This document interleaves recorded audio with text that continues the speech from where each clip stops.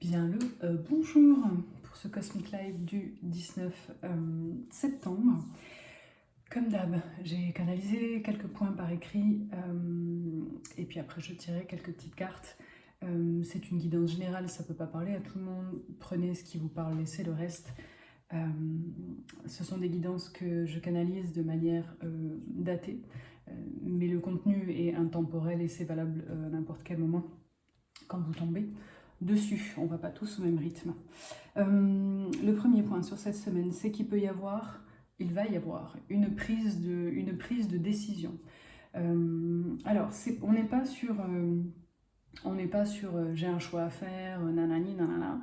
C'est quelque chose qui mature depuis un petit moment et en fait là on va acter quelque chose. C'est un peu comme si les planètes s'étaient alignées un peu à l'intérieur de soi et en fait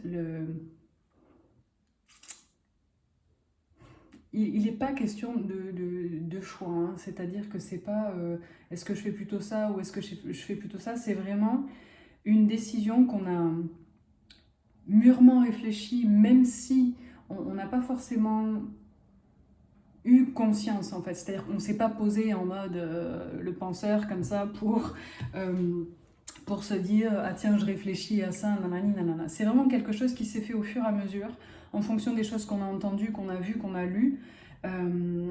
Et voilà, tout ça s'est fait un peu en coulisses. Et là, la décision est actée. Pour moi, cette décision-là, elle va permettre de mettre fin à quelque chose. Quelque chose qui n'a plus lieu d'être, quelque chose qui ne nous nourrit plus, quelque chose dont on s'est rendu compte qu'en fait tout ce qui brille n'est pas de l'or en fait. Ça avait l'air cool et en fait pas ouf. Ça peut être aussi une prise de décision sur le fait de commencer quelque chose, s'engager réellement dans quelque chose, mais j'ai l'impression que pour la majorité ce sera quand même plutôt quelque chose auquel on dit, quelque chose ou quelqu'un à qui on dit merci, bonsoir, tu peux rentrer chez ta mère. Ce qu'il faut voir aussi derrière ça, c'est qu'on a réussi à lâcher le contrôle. Parce qu'on s'est rendu compte, ce qui travaillait un peu en coulisses là,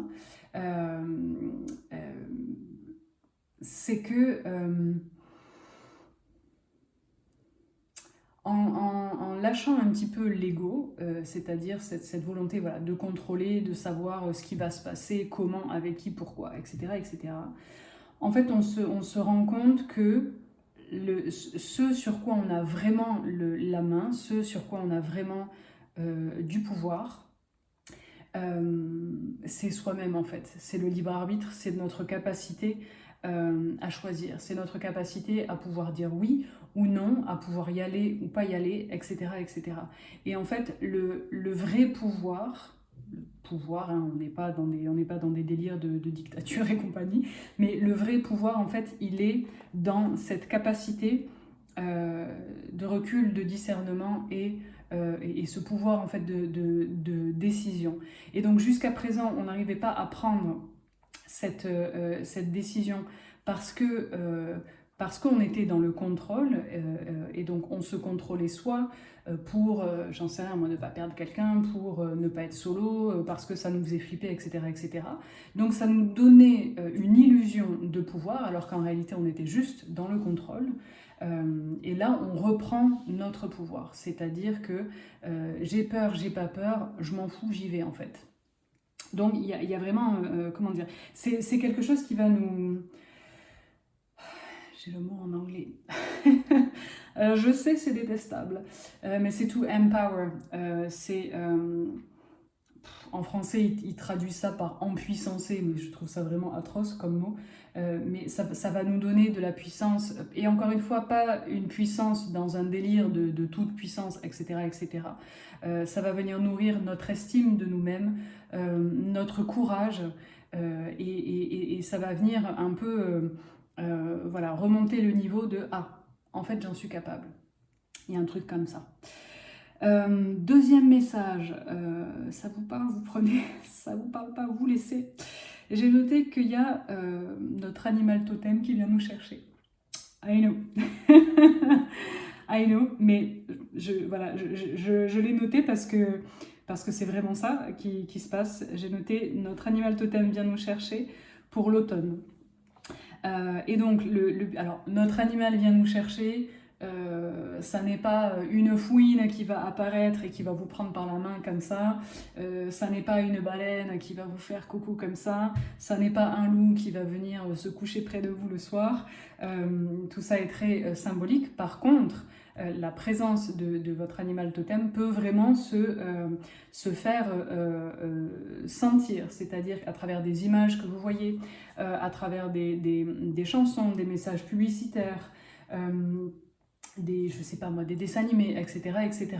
Quand je dis qu'il va venir vous chercher, c'est que vous allez le voir d'une façon ou d'une autre, et où vous allez sentir sa présence. Donc ça peut se manifester de plein de manières différentes, mais notre animal totem vient nous chercher pour nous faire revenir j'ai noté pour nous faire revenir aux fondamentaux. Ouais, pour nous faire revenir aux fondamentaux, c'est-à-dire notre animal totem. Alors, pour moi, vous prenez si ça vous parle, vous laissez si ça vous parle pas. Pour moi, l'animal totem, je le différencie des animaux de pouvoir qui peuvent venir nous filer un coup de main de temps en temps sur le chemin ou venir nous dropper des messages, etc., etc. Pour moi, l'animal totem, c'est vraiment celui qui est présent avec nous comme notre guide principal de notre incarnation jusqu'à notre mort. Et c'est l'animal dont on est le plus proche en termes de nature, c'est-à-dire que en termes de comportement, de qualité, de peur, etc. etc. Donc, vous allez me dire, oui, mais si je ne connais pas mon animal totem, demandez en fait. Demandez. Alors, il y a plein de méditations sur YouTube, méditation pour trouver son animal totem, écouteur, méditation, et vous laissez venir en fait ce qui vient. Donc, soit à travers une méditation, soit vous posez votre intention de, mon animal totem, vas-y, manifeste-toi, et puis vous voyez quel animal se présente. L'important par rapport aux animaux totems, c'est de ne pas juger. Parce qu'évidemment que ça claque plus d'avoir comme animal totem l'aigle, je sais pas moi, le loup, la baleine, etc. etc. Mais en réalité, n'importe quel animal peut être un animal totem. Et l'idée, voilà, c'est de ne pas porter de jugement. J'ai une amie très chère à mon cœur dont l'animal totem, c'est le cafard. Et donc sur le coup, on peut se dire « ah, pas ouf, pas glam, etc. etc. » Le cafard est une des créatures les plus résistantes au monde. C'est-à-dire qu'avant de le buter, avant de l'éradiquer, bonne chance. Et en fait, ça la caractérise bien. C'est quelqu'un de très solide et qui traverse, qui a traversé énormément d'épreuves, etc., etc., et qui est toujours là en fait. Donc c'est pas, il faut pas, plus facile à dire qu'à faire, hein, mais ne jugez pas l'animal qui se présente. Parce que voilà, chaque animal totem a aussi des côtés cool et des côtés moins cool. Hein. C'est pas parce qu'on a par exemple le loup, sur le papier c'est cool, c'est mignon, nanani, nanana. Le loup a quand même aussi des aspects plus négatifs, avec une tendance à l'angoisse, une tendance à l'isolement, etc., etc., quand il n'est pas équilibré. Donc n'importe quel animal totem va avoir des trucs un peu cool et des trucs un peu moins cool. Et voilà, et l'idée c'est d'aller voir comment ces caractéristiques répondent par rapport à nos comportements, à nous, et de s'en inspirer. Donc, l'animal totem vient nous chercher pour l'automne, pour nous faire revenir aux fondamentaux, à nos valeurs et à ce qui compte vraiment pour nous, c'est-à-dire qu'est-ce que je veux, et le formaliser en fait. C'est pas juste qu'est-ce que je veux, je veux être bien ou je veux être heureuse. On s'en tape en fait, ça ne veut rien dire. Qu'est-ce que je veux dans ma vie? Est-ce que je veux de la stabilité? Est-ce que je veux de l'amour? Est-ce que je veux des amitiés sincères? Est-ce que je veux un environnement de vie qui me corresponde? Est-ce que je veux un job dans lequel je suis épanouie, etc., etc. Il va falloir aller un petit peu plus loin que juste je veux être bien. Ça veut rien dire. Donc vraiment, ça va venir nous pousser aussi à nous accorder avec vous-même. C'est-à-dire que Admettons au hasard, mon animal totem c'est le loup. Admettons aussi, j'en sais rien, moi, voilà, dernièrement, j'ai été beaucoup à des soirées, des fêtes, des trucs, j'ai vu beaucoup de monde, etc., etc., c'est faux, mais c'est pour l'exemple, voilà, j'ai été beaucoup, etc., etc. Mon animal totem va venir me chercher pour me rappeler que dans mes valeurs, en fait, il y a quelque chose qui est la solitude, en fait, qui est le besoin de calme, le besoin aussi de se retrouver avec sa meute. Et ça ne veut pas dire qu'on ne veut plus voir personne, mais c'est juste que c'est différent, par exemple, de quelqu'un qui aurait l'animal totem de l'abeille. L'abeille, elle a besoin que ça bourdonne, en fait, autour d'elle. Elle a besoin d'être stimulée, elle a besoin de faire plein de choses. Le loup, une bonne partie de la journée, se passe rien, il dort, en fait. Et donc si voilà, j'ai été un peu contre nature, et c'est pas forcément négatif, hein, mais c'est juste que ça va nous ramener à, attends, c'est quoi qui est vraiment important pour toi en fait? C'est d'avoir ce repos, etc. Ou c'est d'être en mode abeille alors que t'en es pas vraiment une. Et ça va nous mettre aussi face à nos décisions. Donc, confère le premier point. C'est-à-dire que si je reviens aux fondamentaux de, attends, mais qui je suis moi? Est-ce que je suis calme, sympa, intelligente, drôle, je sais pas, moi j'ai envie d'aventure, je suis curieuse, etc., etc. Ça va aussi nous obliger à voir notre réalité en face, à voir aussi notre environnement en face. C'est-à-dire que est-ce que mon environnement, et quand je dis environnement, c'est environnement de vie, mais aussi environnement entourage, activité, est-ce que tout ça, ça colle à qui je suis réellement, ou est-ce qu'en fait je suis en train de m'adapter, de me suradapter pour faire partie d'un truc, alors qu'en réalité c'est pas mon truc à moi. Et donc voilà, c'est comme un retour à la maison avec vraiment des questions à se poser sur qu'est-ce qui compte vraiment pour moi dans la vie, de manière générale, qu'est-ce qui compte pour moi dans mes relations, qu'est-ce qui compte pour moi dans mon job, qu'est-ce qui compte pour moi dans mon quotidien, et qu'est-ce que je veux. Et qu'est-ce que je veux, voilà, ça ne peut pas être juste, ben je vais être bien. Oui, évidemment. Et donc, qu'est-ce que ça veut dire pour toi, être bien? Il va falloir rentrer dans le détail. Troisième point, a priori, c'est une bonne période pour faire un vœu. Alors, j'ai pas regardé ce qui se passait dans le ciel au niveau astro, mais voilà, j'ai noté, il y a un vœu à faire. C'est une bonne période pour faire un vœu. Alors, c'est pas un truc, c'est pas des vœux du génie de la lampe. Hein, on n'est pas sur des trucs, c'est ça a l'air perché, mais c'est très sérieux. Et donc, il est question de faire un vœu. C'est quelque chose dont on rêve, auquel on aspire, et là on a la possibilité sur cette période-là, quand vous tombez sur cette vidéo, c'est que voilà, ce sera ce moment-là pour vous. On a la possibilité de faire en sorte que ce vœu devienne réalité. Il doit y avoir une marraine de la bonne fée dans le coin. Mais, pour que ça se réalise, il va falloir faire attention à la formulation. C'est-à-dire, je vous vois venir, les vœux de type je veux que Jean-Michel revienne dans ma vie, c'est nine. Je veux être prise dans ce job, c'est nine. Je veux cette maison, c'est nine. Parce qu'en fait, quand vous faites ça, vous êtes en train de dire à la vie, ça c'est bien pour moi. Alors qu'en réalité, vous n'en savez rien.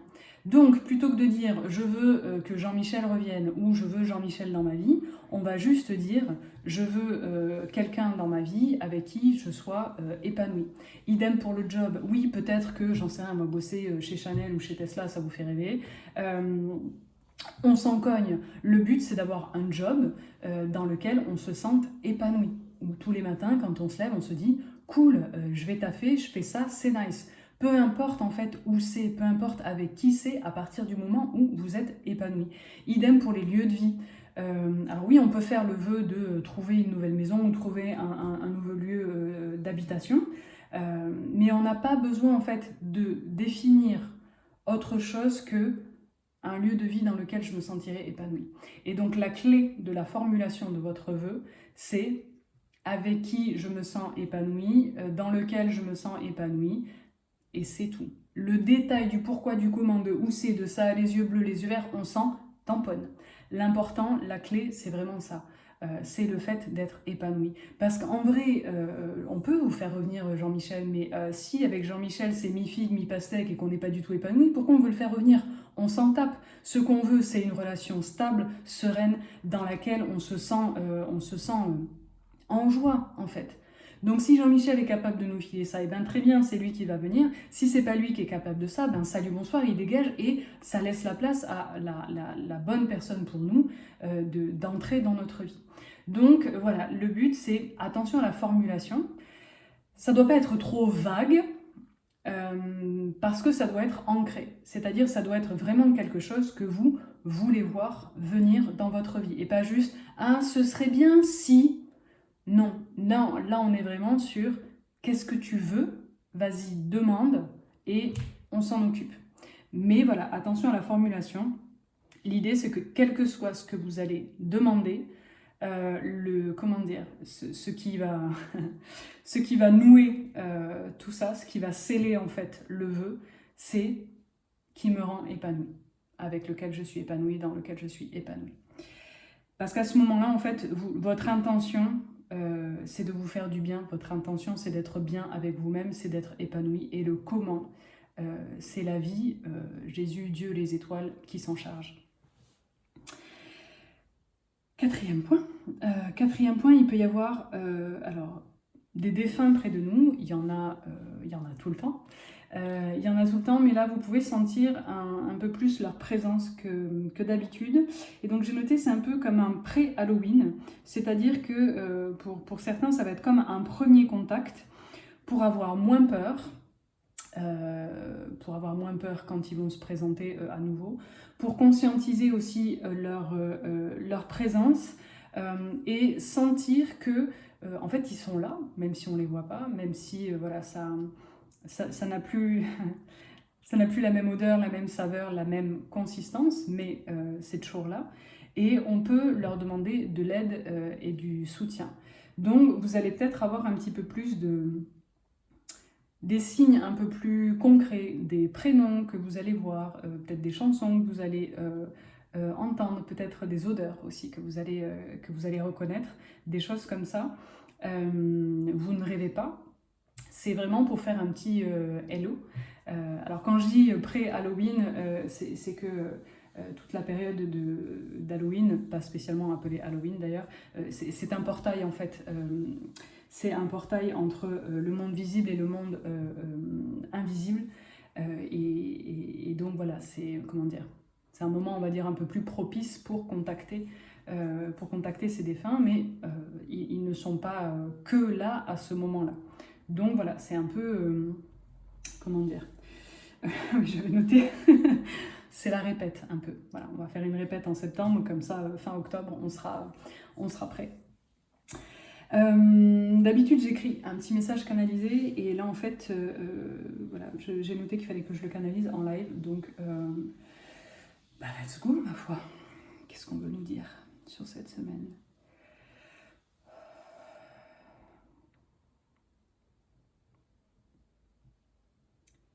Qu'est-ce qu'on veut nous dire sur cette semaine?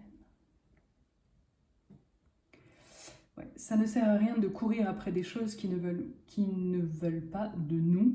Ça ne sert à rien de courir après, comment je pourrais dire ça? Des paquets vides en fait, c'est-à-dire des choses qui ont l'air d'être superbes, alors qu'en réalité, il n'y a rien derrière.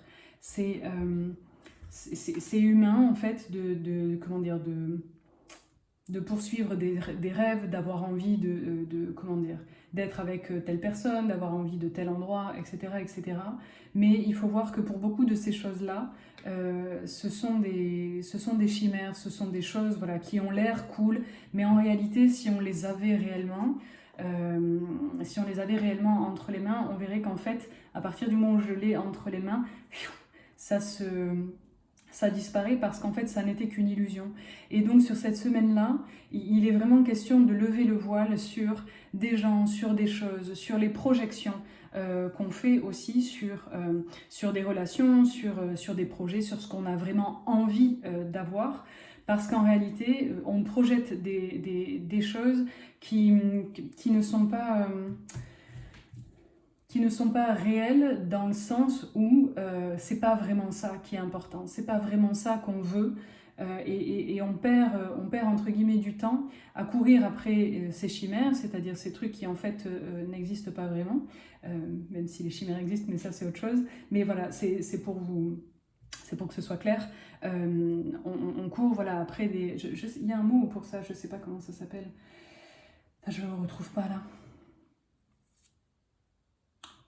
Après des illusions, il y a un truc un peu comme ça. Et donc plus je cours après des illusions, plus je m'accroche à ce truc parce que je me dis c'est super, c'est exactement ça, etc. etc. Moins je suis dans mon corps et donc moins je peux vivre ce qui en fait autour de moi me nourrirait vachement plus, me soutiendrait vachement plus, m'apporterait beaucoup plus de réconfort, de présence, de joie, d'amour, beaucoup plus que ce truc-là après lequel je cours. Donc l'idée, c'est vraiment de se poser la question, pourquoi je cours après ça? Pourquoi je cours après cette personne? Pourquoi je cours après ce job? Pourquoi je cours après cette envie, etc. etc. Est-ce que c'est justifié? Est-ce que vraiment j'en ai besoin pour vivre? Et qu'est-ce que je, à travers cette personne ou ce job ou cette idée ou peu importe, après quoi je cours vraiment? Après quoi je cours vraiment? Par exemple, si je cours après Jean-Michel, encore lui, si je cours après Jean-Michel, c'est pourquoi en fait je veux vraiment Jean-Michel? En fait, je cours pas après Jean-Michel, je cours après l'amour. Je cours après le partage, la complicité, etc. etc. Ok, est-ce que Jean-Michel est vraiment capable de m'apporter ça? A priori, si je lui cours après, c'est que pas vraiment. Donc en fait, c'est pas après lui qu'il faut courir, c'est après l'amour, le partage, la complicité, etc. etc. Et donc il va vraiment falloir séparer l'objet de désir des désirs en fait. Et l'important c'est de revenir à nos désirs et nos besoins. Qu'est-ce que j'ai envie de faire? Qu'est-ce que j'ai envie d'avoir? Qu'est-ce que j'ai envie d'être? Et à ce moment-là, on va pouvoir chasser le rêve, se mettre à la recherche de ce rêve, chercher à matérialiser ce rêve, mais qui sera un rêve et pas une chimère.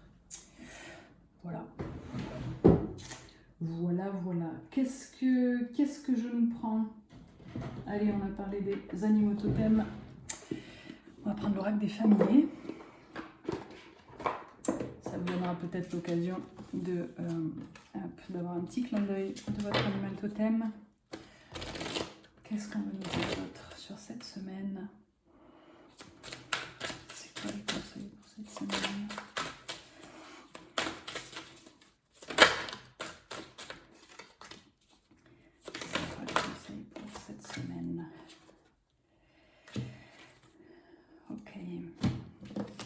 Alors, je vous donne déjà, on a le corbeau, on a le cerf, le renard. Bon, après, on a le gnome et la nymphe, ça c'est autre chose. Mais corbeau, cerf, renard, ça peut déjà vous parler. Sur cette semaine, il est question, alors ça rejoint un peu ce que je vous disais en point numéro 1 sur la décision qui est prise. On a la détermination, c'est-à-dire que ne lâchez rien. Ne lâchez rien, parfois il y a des étapes, parfois il y a des retards, parfois il y a des détours, mais à partir du moment où on est déterminé, à partir du moment où on a targeté, à partir du moment où on est focus, ça va arriver. C'est important de se connecter à ce qui nous motive vraiment, et idem, hein, quand je parle de focus et de target, etc., etc., ça n'est pas Jean-Michel, et ça n'est pas ce truc précis, etc., etc. C'est je target mes besoins, je target ce qui me fait vraiment vibrer. Comment ça va se manifester? Je m'en tape. L'important, c'est que ça m'apporte ce dont j'ai vraiment besoin. Et donc, il va falloir faire preuve de détermination. Et peut-être aussi qu'il va falloir faire preuve de détermination parce qu'il va y avoir plusieurs... c'est pas plusieurs choix, mais... c'est pas des choix, c'est des distractions. Ça y est, j'y arrive. Il va peut-être y avoir des distractions, des choses ou des gens qui vont dire « Ah non, mais t'es sûr, viens plutôt faire... On est déter, on est focus. » Deuxième message du cerf, qui nous parle de prémonition. Pour moi, le cerf, il est en lien avec la force, et donc ça vient pour moi nous parler du fait que... oui, je vous montre les cartes, parce que parfois elles vous parlent. Ça, c'est le corbeau. Parce que derrière, pour moi, il y a aussi... alors, qui n'est pas une pyramide, mais qui m'a fait penser à une pyramide. Donc, il y a aussi cette idée de détermination pour... alors, c'est pas tellement grimper l'échelle et aller tout en haut dominer le monde, hein, mais il y a cette notion de s'élever, de grandir, d'évoluer. Et pour le cerf, donc, qui nous parle de prémonition, c'est celle-ci. Donc, comme je vous disais, pour moi, le cerf, c'est la force. Et donc, ça vient pour moi nous parler de notre potentiel, et de notre potentiel dans le subtil, dans l'invisible, dans l'intuition. C'est-à-dire que si vous avez un feeling, une intuition sur une personne, un projet, une mission, un truc comme ça, faites confiance à ce que vous sentez, faites confiance à ce qui vibre, même si ça peut aller à contre-courant d'une décision rationnelle, ou de ce qu'on vous a dit, de ce qu'on vous a conseillé, etc. etc. Il y a quelque chose de cet ordre-là.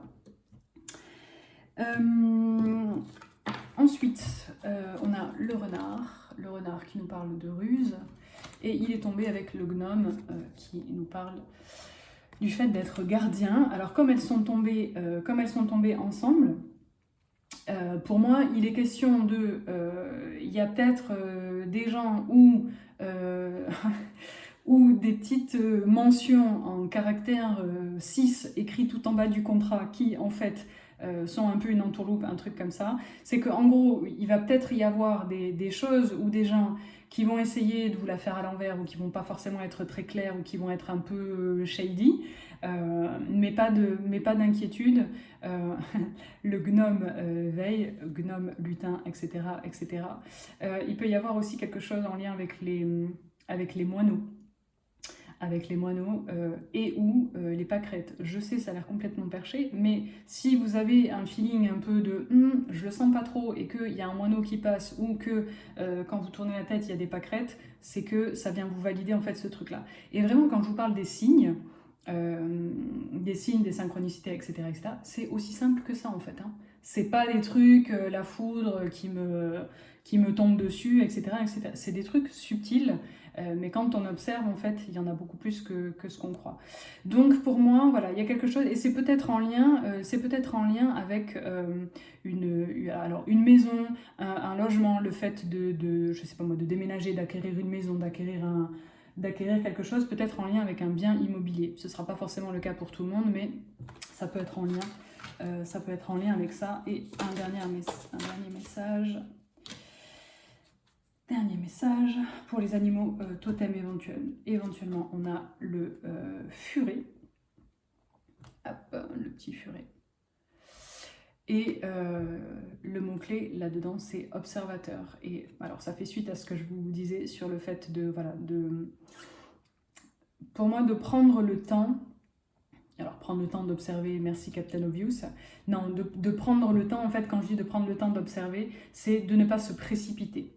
De ne pas se précipiter, de prendre le temps d'avoir plusieurs sons de cloche, de prendre peut-être quelques jours avant de donner sa décision, ou son accord, ou ce genre de truc. Et alors, c'est pareil, ça peut faire suite aussi au petit renard, là, qui va essayer de vous la faire à l'envers. S'il y a des gens qui insistent, ou s'il y a des trucs qui sont insistants, et qui vous disent non mais c'est maintenant, le furet il vient vous dire slow down baby, il n'y a pas mort d'homme, donc si c'est pas maintenant en fait ce sera demain, et ça ira très bien aussi. Donc il y a quelque chose aussi, comme ça, parce que c'est comme s'il fallait faire un peu le tour de la question, comme s'il fallait vraiment prendre le temps d'observer chaque aspect des choses, ou d'une relation, ou d'un contrat, ou peu importe, avant de pouvoir prendre une décision éclairée. Voilà. J'espère que ça vous parlera. D'ici là, prenez soin de vous. Je vous dis à la semaine prochaine.